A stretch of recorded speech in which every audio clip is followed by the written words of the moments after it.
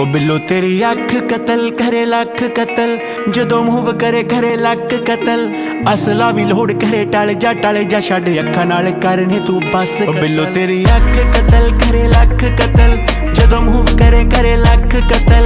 असला भी लोड़ करे टल जा छड़ अखा नाल करने तू बस कतल। 47 है वेट 47 नू मार कले एमजी दे पट्टे जियां जुल्फां ते हार करे। मारेंगी तू किसे नू बरूद दी पुड़िए नकरा बरहेटे वांगू सीने चो पार करे। नक विच पाया कोका रहों